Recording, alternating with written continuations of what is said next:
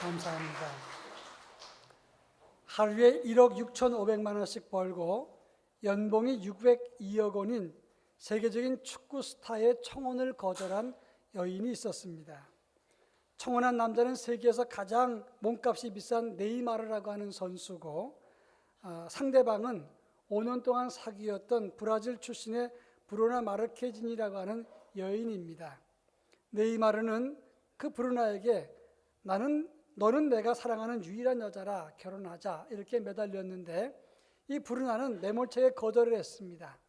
결혼하기에 너무나 이른 나이라 내 일에 집중하고 싶다, 이렇게 거절했는데, 또 한 가지 이유는 이 네이마르라고 하는 선수가 어머니와 누이 동생과 밀착되어 있고 아버지의 말에는 한마디 대꾸도 하지 못하는 맘마 보이기 때문에 그래서 거절했다고 전해지고 있습니다.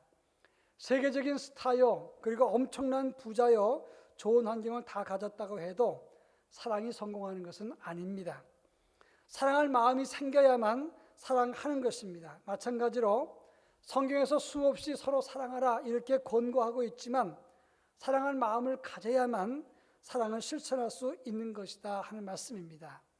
저는 지난 시간 갈라디아서 5장의 말씀을 통해서 너희는 서로 사랑으로 종로로 타라 하는 말씀의 배경을 설명해 드렸습니다. 믿음의 구원의 필수 조건입니다. 그러나 사랑은 선택사항이라고 생각하는 우리에게 사랑은 선택사항이 아니다, 믿음의 두 축 중에 하나라고 설명을 했습니다.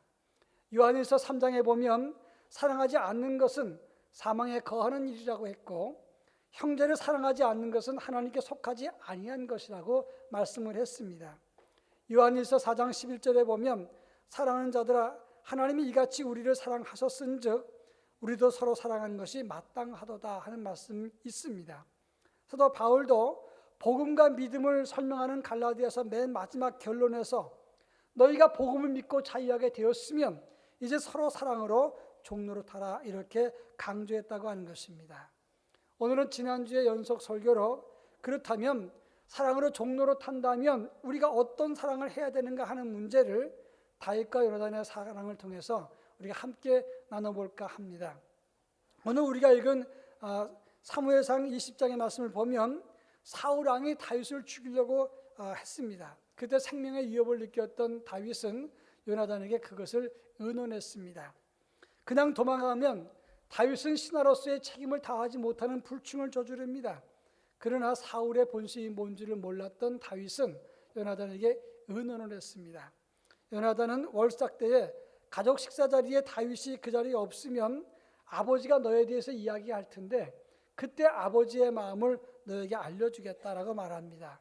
그리고서 약속하기를 너는 에셀바위에 숨고 내가 화살을 3발 쏠 텐데 화살을 주우러 간 시종에게 화살이 옆에 있으니 가지고 오라. 그러면 너는 돌아오고 화살이 내 앞에 저 멀리 있지 않느냐 이렇게 말하면 너는 얼른 도망을 가라, 이 이야기를 해줬습니다.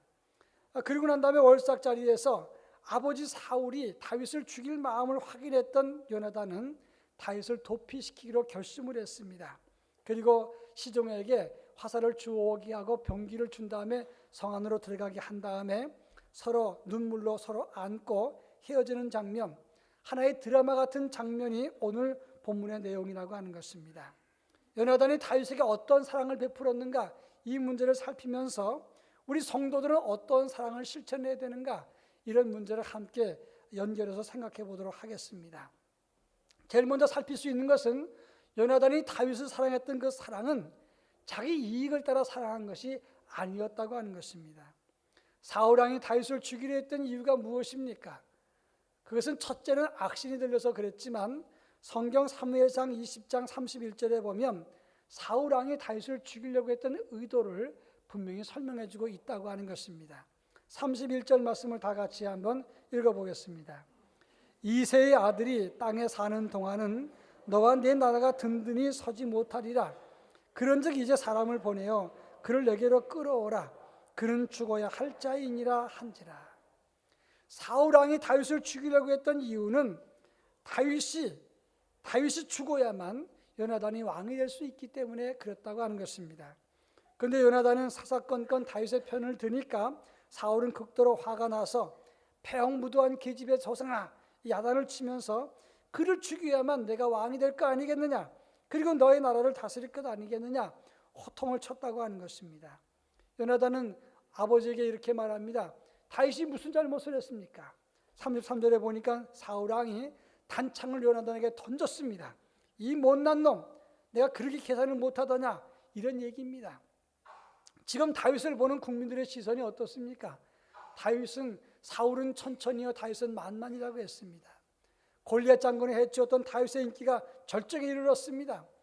사울 왕의 사위가 됐습니다. 그리고 다윗은 민족의 영웅으로 하나님의 기름 부음 받은 사람으로서 왕이 되기에 충분했다고 하는 겁니다. 그러나 사울 왕의 입장에서 보면 자기 아들 요나단이 왕이 되려면 다윗이 있으면 안 됩니다. 다윗은 걸림돌이었기 때문에 다윗을 죽여야만 됐다고 하는 것입니다. 여기에 한 가지 질문입니다. 사울 왕이 아버지로서 그렇게 행하는 행동과 계산이 아버지로서 틀린 것이냐 하는 그런 질문입니다. 여러분이 만약에 사울 왕이라면 여러분의 자녀가, 여러분의 자식이 왕이 돼야 되는데 다윗과 같은 사람이 있으면 어떻게 하겠습니까? 내 아들 버리고 다윗을 왕으로 세우겠느냐, 이런 얘기입니다. 아마도 아버지로서 틀린 것은 아니다, 이렇게 말할 수가 있을 것입니다. 북한의 김정은이가 자기 고모부 장성택을 고사포로 쏴서 죽였습니다. 그리고 아버지 김정일이 그 가신들, 충신들을 다 배제하고 처형을 했다는 겁니다. 그것을 누가 시킨 것입니까? 사실 따지고 보면 아버지가 살아있을 때 이 김정은을 불러서 그렇게 시켰다는 말이 있습니다.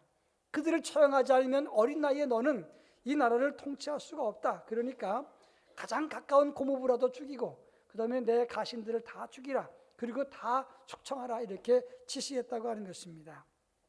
이것이 엄밀한 의미에서 자식을 위한 아버지의 고육책이라고 말할 수가 있는 거 아닙니까? 그런데 그 이야기, 그 마음을 가졌던 사울 왕에 비해서 요나단은 다윗을 버리지 않았습니다.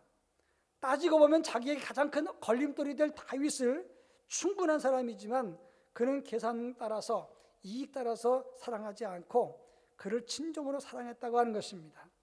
사무엘상 20장 17절에 보면 요나단이 다윗을 자기 생명같이 사랑하니라 그랬는데, 이 생명같이란 말은 네페시라는 단어를 씁니다. 이 말은 자기 영혼, 자기의 생명 전체를 의미하는 겁니다.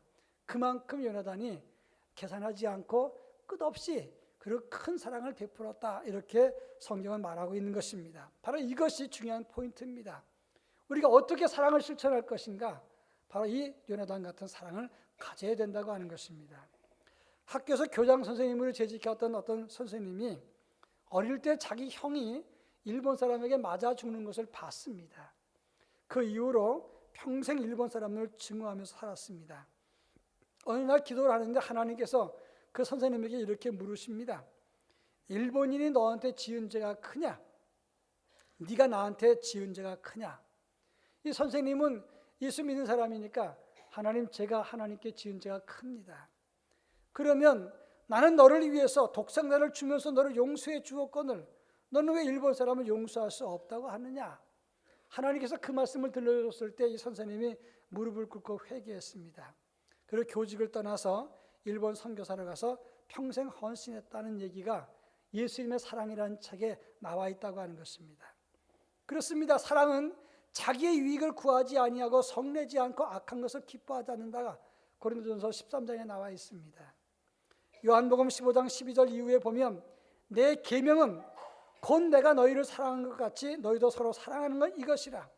사람이 친구를 위해서 자기 목숨을 버리면 이보다 더 큰 사랑이 없나니 너희는 내가 명하는 대로 행하면 나의 친구라, 이렇게 말씀했습니다. 요나단은 아버지의 계산, 그 계산과 유불리를 따지지 않고 진정 친구를 사랑하는 사랑으로 사랑했다고 하는 것입니다. 여기에서 요나단이 보여줬던 사랑이 바로 예수님께서 우리에게 주신 사랑의 모형이라고 하는 것이고 하나님의 사랑을 느낄 수 있는 하나의 사인이 되었다고 설명할 수가 있는 것입니다.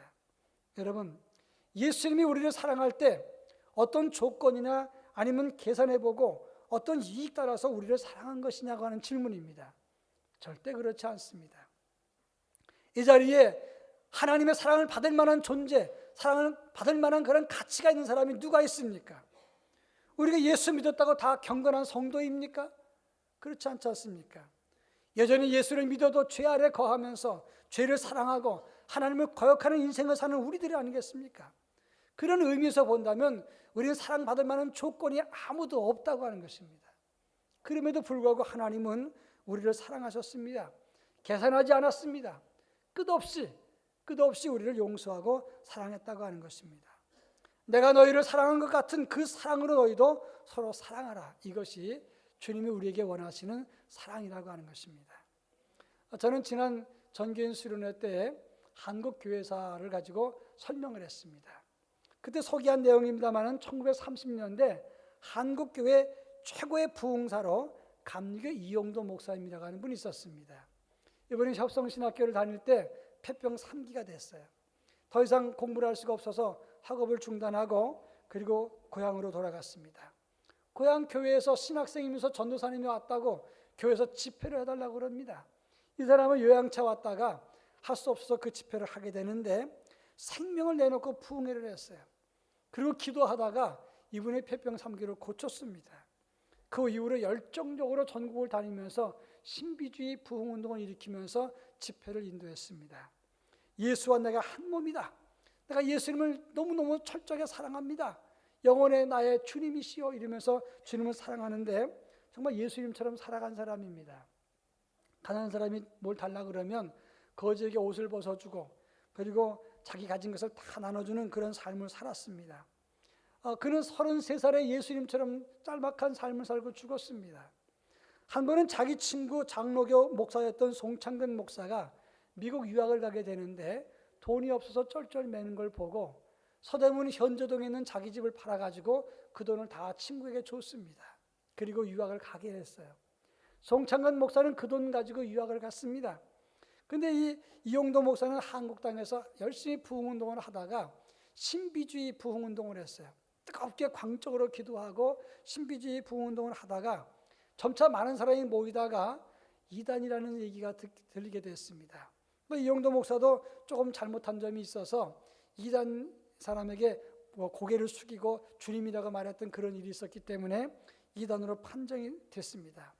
장로교에서도 이제 감리교 목사지만 그가 이단인지 아닌지 진상조사위원회를 꾸렸는데 송창근 목사가 미국 유학을 마치고 돌아와서 그 보고서를 쓰게 됩니다. 자기 친구가 이단이라고 확정을 해서 보고서에 썼어요. 친구로부터 배신을 당했던 그 이용도 목사는 얼마나 괴로웠겠습니까? 그러나 원망하지 않았습니다. 이용도 목사는 33살에 죽었습니다. 짧게 살고 죽었어요.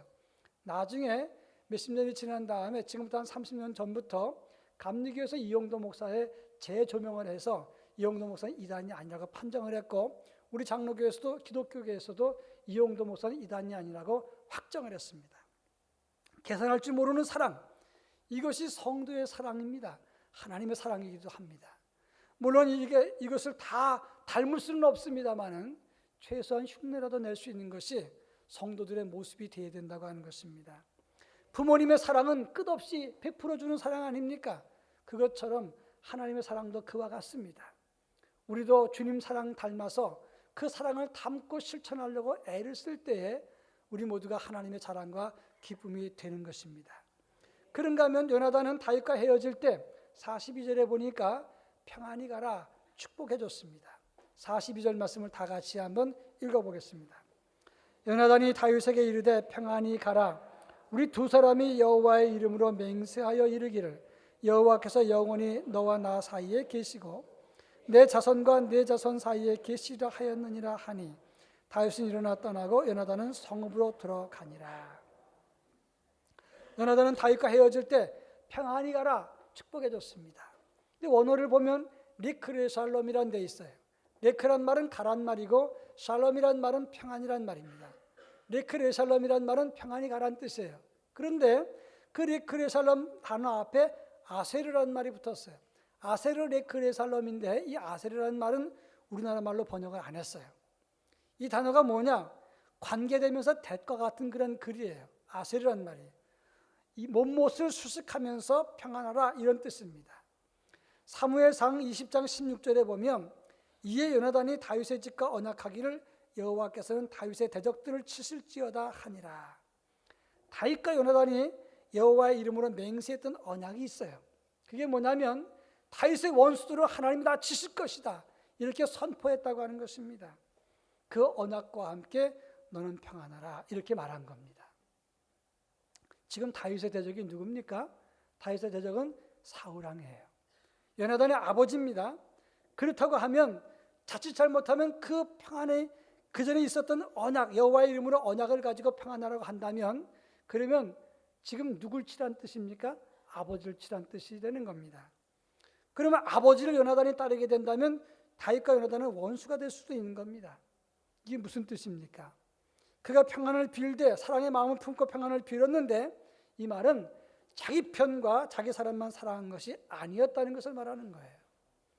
셰익스피어는 이런 말을 했습니다. 사랑은 아무것도 계산하지 않는 것이다. 그리고 내 편만 사랑하는 것은 사랑이 아니라고 했어요. 여러분, 오늘 우리 사회의 가장 큰 문제가 무엇입니까? 내 편이 아니면 사랑하지 않는 것이 문제예요. 정치권도 보면 우리 편이 아니면 권력을 동원해서도 상대방을 말살시키려고 합니다. 그러다가 정권이 바뀌면 또 진영 논리에 빠져서 또 그것을 반독합니다. 그러니까 끝없이 복수하고 보복하고 또 일 저지르고, 그래서 이 땅에 평화가 없는 것 같은 느낌이 듭니다. 예수 믿는 사람도 예외가 아닙니다. 예수 믿는 사람도 자기 편만 사랑하고 상대방은 사랑하지 않습니다. 그리고 끝없이 미워할 때가 얼마나 많으냐고 하는 것입니다. 그런데 질문합니다. 우리가 받은 사랑이 하나님 자기 편만 사랑했던 그 사랑을 받은 것인가? 그건 아니지 않습니까? 우리는 본지상 진노의 자녀였고 하나님의 은혜에서는 원수가 되었던 사람들입니다. 은혜에서는 버려진 사람들입니다. 그런 원수된 우리를 사랑하신 것이 하나님의 사랑이 아니었느냐, 이 말이에요. 어떤 여인이 너무너무 가난해서 어릴 때 가난에 팔려나갔습니다. 창녀촌에서 고통스러운 삶을 살았습니다. 죽을 만큼 힘들었어요. 그러다가 어떤 청년을 만나서 사랑하게 되었는데, 이 청년과 함께 신변의 위협을 무릅쓰고 탈출했습니다. 아무도 모르는 도시에 가서 두 사람이 살기로 했습니다. 그리고 살았습니다. 이 여인이 가장 부러웠던 게 뭐냐면 주일날 가족들이 성경 찬송을 들고 교회 나가는 모습이 제일 부러웠대요. 그래서 자기 남편에게 말합니다. 우리 교회 나가자고. 두 사람이 교회 나갔습니다. 교인들과 행복하게 지내고 교인이 따뜻하게 맞아주니까 정말 처음으로 행복을 느꼈다 그래요. 그래서 행복하게 믿음 생활하면서 어두운 과거를 벗고 열심히 교회에서 봉사하다가 집사 직분도 받았습니다. 그런데 세상에 비밀이 없는지 이 여인의 과거가 드러나기 시작했습니다. 사람들이 수근거립니다. 가증스럽다. 어떻게 저렇게 속일 수가 있느냐? 그 다음부터 교인들의 태도가 틀려지고 벌레 보듯이 합니다. 이 사람들이 다가가면 갈수록 사람들이 밀칩니다. 거절합니다. 벌레 보듯이. 그래서 절망을 하게 되었습니다. 이 두 부부는 수면제를 먹고 자살을 했습니다. 담임 목사가 장례를 치르면서 통곡을 하면서 제가 양떼를 치는 줄 알았는데 이리떼를 쳤습니다. 하나님. 이러면서 통곡했다는 내용이 유기성 목사의 책에 나오는 이야기입니다. 우리는 예수님께서 내 편, 네 편으로 갈라서 우리를 구원하신 것이 아니라는 사실을 알아야 됩니다. 하나님의 원수였던 우리를 사랑했습니다. 그렇다면 그 사랑받고 구원받았던 그 하나님의 백성이라면 우리 요나단의 사랑이 이렇게 상대방도 사랑하는 사랑이었다는 것을 알아야 되는 것이고, 진정한 친구를 사랑하는 그런 믿음으로 우리가 우리만 사랑할 것이 아니라 상대방도 배려해보는 그런 사랑을 가져야 된다고 하는 것입니다. 하나님의 사랑의 원칙은 누가복음 15장에 나와 있습니다. 탕자의 비유입니다. 아버지의 재산 중에서 자기 몫을 가져가서 탕진한 자식, 이건 자식이 아니라 왼수입니다. 근데 아버지는 아들이 나간 그 다음 날부터 동구 밖에 나가서 아들을 기다립니다. 아들이 돈 있을 때는 아버지를 생각하지도 않았습니다. 돈 다 탕진하고 돈이 없어서 거지가 되었을 때 아버지를 생각하고 아버지에게 돌아옵니다. 아버지는 동구 밖에서 기다리다가 거리가 아직 멀지만 아들의 그 모습만 보고도 아들인 줄 알고 뛰어갑니다. 아버지는 아들을 안아줍니다. 금가락지를 끼워주면서, 그리고 아들에게 새 옷을 입히고 잔치를 베풀어 주었습니다. 거기에 진영 논리가 있습니까? 거기 이익이 있습니까? 거기에 무슨 논리가 있습니까? 아버지가 아들을 사랑한 그 사랑인데, 그 하나님의 사랑이 우리를 구원받게 했기 때문에 우리는 우리 편만, 우리 취향에 맞는 사람만 사랑해서는 안 된다고 하는 것입니다. 상대방에도 기회를 주고 변명할 기회를 줘야 되는 것입니다. 이번에 240번 버스 그 사건이 텔레비전에 나왔습니다. 어린아이가 먼저 내렸습니다. 엄마가 문 열어달라고 했는데 버스 기사가 그냥 갔기 때문에, 그래서 국민들 앞에 이 버스 기사가 얼마나 욕을 먹었는지 모릅니다. 이 기사의 가족 신상까지 털어서 마녀 사냥을 했습니다. 근데 이 사람이 너무 억울하다고 해서 비디오 판독을 했더니 달리 나왔습니다. 엄마의 실수였다는 게 밝혀졌어요. 아이가 내렸는데 엄마는 몰랐어요. 방심했다가 모르고 나중에 18초 이상이나 있었는데, 그러다가 차가 떠난 다음에 그때 가서 문 열어달라 그랬는데 차가 이미 떠났기 때문에 문 열 수가 없었다고 밝혀졌어요. 이번에는 전 국민이 엄마를 욕을 합니다. 인터넷에 댓글을 달고 그게 엄마냐 막 화를 냅니다. 저는 그 기사를 보면서 우리 사회가 언제인지 모르지만 어느 틈엔가 분노 조절 장애가 있는 사회가 되었다고 생각을 했어요. 우리는 너무 급합니다. 너무 단정을 쉽게 합니다. 너무 분노합니다. 이런 분노 조절 장애가 있는 이 사회를 누가 치유하고 누가 싸맬 것입니까? 그것은 요나단밖에 없어요. 다시 말해서 예수 믿는 기독교인들이 요나단처럼 사랑을 품고 사랑을 베풀 때 이 사회가 치유될 수 있다고 하는 것입니다.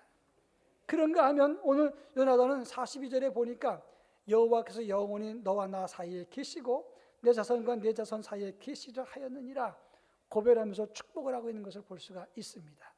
42절을 다시 한번 읽어보겠습니다. 42절 요나단이 다윗에게 이르되 평안히 가라. 우리 두 사람이 여호와의 이름으로 맹세하여 이르기를 여호와께서 영원히 나와 너 사이에 계시고 내 자손과 내 자손 사이에 계시라 하였느니라 하니 다윗이 일어나 떠나고 요나단은 성읍으로 들어가니라. 아멘. 그런데 영원히 너와 나 사이에 하나님이 계시고 내 자손과 내 자손 사이에 하나님이 함께 계시다 이렇게 말씀했는데 사무엘상 20장 23절에 보면 여호와께서 너와 나 사이에 영원히 계시느니라 또 그런 말씀이 나온단 말입니다. 여러분, 하나님이 너와 나 사이에 계신다는 말이 무슨 말이죠? 임마누엘이에요. 이 말이 중요한 포인트입니다. 우리 이 세상에 살아가면서 너와 나 사이를 관계를 맺는데 그 사이에 누가 계신 겁니까? 하나님이 계신 거예요. 하나님이 우리와 함께 계시기 때문에 우리는 당당할 수가 있는 겁니다. 동시에 하나님이 우리를 보시고 계시기 때문에, 하나님이 함께 계시기 때문에 우리는 그 앞에서 사랑하며 살아가는 존재가 되어야 된다는 것을 말하는 거예요. 어떤 목사님이 자기 교회 권사님이 요양원에 입원해 계셔서 목사님이 신방을 갔어요. 근데 요양원에 누워 계신 권사님 앞에 어떤 남자가 있는데 이 할머니 권사님한테 뭐 소리를 지르면서 목에 힘을 가면서 이렇게 하라고 저렇게 하라고 막 신경질을 부리는 겁니다. 이 목사님이 누가 저 사람이 이렇게 화를 내고 이렇게 입에 목에다 힘을 주는가? 근데 그때 마침 그 권사님의 큰 아들이 왔어요. 아니 목사님 오셨습니까? 거기 앉아 있는 게 둘째 아들이었어요. 야 동생아 목사님 오셨다. 그러니까 이 사람이 갑자기 목소리가 싹 바뀌면서 목사님 오셨습니까? 어머니 이렇게 하시죠. 그러니까 이 목사님이 뭐라고 속으로 말했냐면 다 봤다 이놈아. 내가 다 봤다 이놈아. 만약에 내가 처음부터 목사인 줄 알았다면 그랬을까? 그런 얘기를 했어요. 여러분 처음부터 목사인 줄 알았으면 그랬겠습니까? 그런데 하나님은 계신데 목사의 눈이 더 두렵습니까? 하나님 눈이 더 두려운 것입니까? 새마을금고 이사장이 직원을 정강이를 걷어차면서 뺨을 때렸습니다. 기자가 그 텔레비전 그게 다 비디오 판독이 돼서 다 나왔어요. 기자가 인터뷰를 하러 갔더니 목소리가 아주 부드러워졌어요. 아들과 같이 느껴서 가르치려고 그랬다. 결국 사임했어요. 만약에 처음부터 기자가 카메라가 있었다면 그렇게 했겠습니까? 아니지 않습니까? 오늘 우리의 사랑도 그럴 때가 많아요. 하나님이 지금 우리 인생을 굽어 살피신다는 사실을 믿습니까? 시편 33편 13절 이후에 보면 여호와께서 하늘에서 굽어보사 모든 인생을 살피시며 곧 그가 거하시는 곳에서 세상의 모든 거민들을 굽어 살피시는도다 그랬어요. 하나님이 살피시는데 우리는 사람이 볼 때만 두려워하고 하나님의 눈은 두려워하지 않습니다.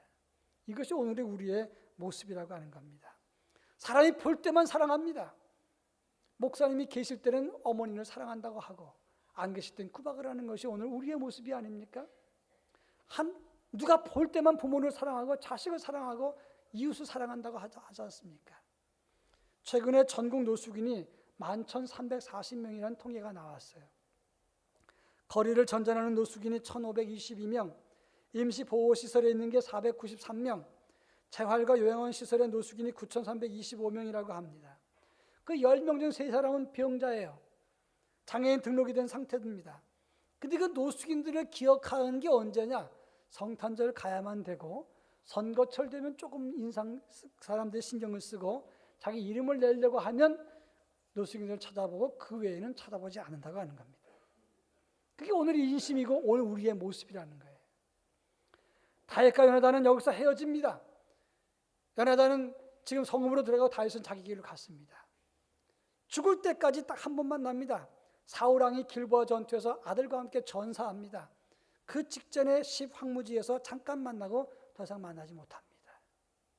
그러나 그들은 하나님 앞에서 그 우정과 사랑이 변하지 않았어요. 그들의 약속도 변하지 않았습니다. 그리고 사랑도 끝까지 실천했어요. 이것이 중요한 것입니다. 할 일이 생각나거든 지금 하십시오라는 시가 있습니다. 오늘은 맑지만 내일은 구름이 모이는지 모릅니다. 어제는 이미 당신 것이 아니니 지금 하십시오. 친절한 말 한마디가 생각나거든 지금 말하십시오. 내일은 당신 것이 아닐지 모릅니다. 사랑하는 사람이 언제나 곁에 있지는 않습니다. 사랑의 말이 있다면 지금 하십시오. 미소를 짓고 싶다면 지금 웃어주십시오.